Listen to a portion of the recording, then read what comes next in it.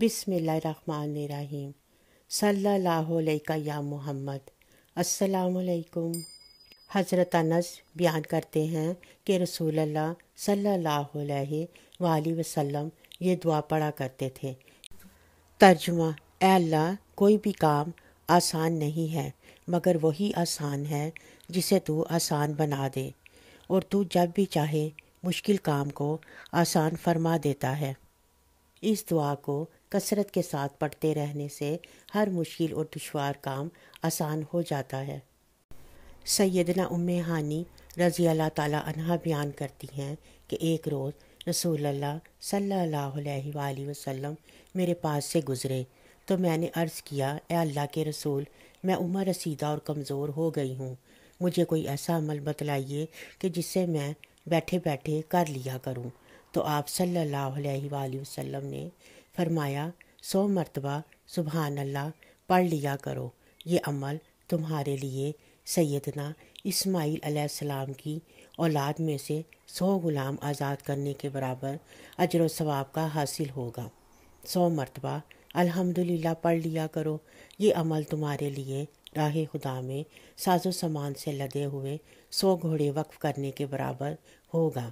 اسی طرح 100 مرتبہ اللہ اکبر پڑھ لیا کر، یہ عمل تمہارے لیے 100 اونٹوں کے صدقے کے برابر ہوگا، جن کے گلے میں نشانی ڈال کر حج کے موسم میں قربانی کے لیے مکہ مکرمہ بھیج دیا جائے اور وہ اللہ کی طرف سے قبول بھی کر لیے جائیں۔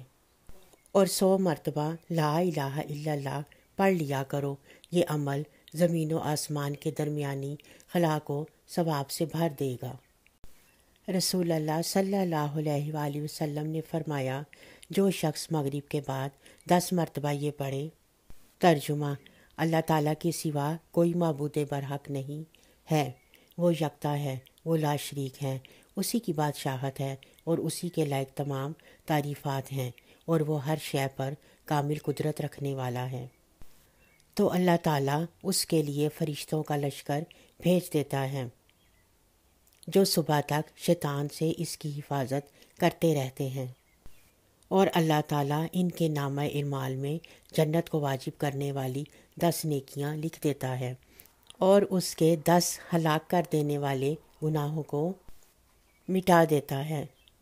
نیز اسے 10 مومن غلاموں کو آزاد کرنے کے برابر ثواب ملتا ہے۔ اللہ پاک سے دعا ہے کہ وہ ہماری اور آپ سب سننے والوں کی مشکلوں کو آسان فرمائے، آمین۔ امید ہے ہماری آج کی یہ ویڈیو آپ کو پسند آئی ہوگی۔ اپنا اور اپنے گرد و نواح کا بہت خیال رکھیں، دعاؤں میں ہمیں یاد رکھیں۔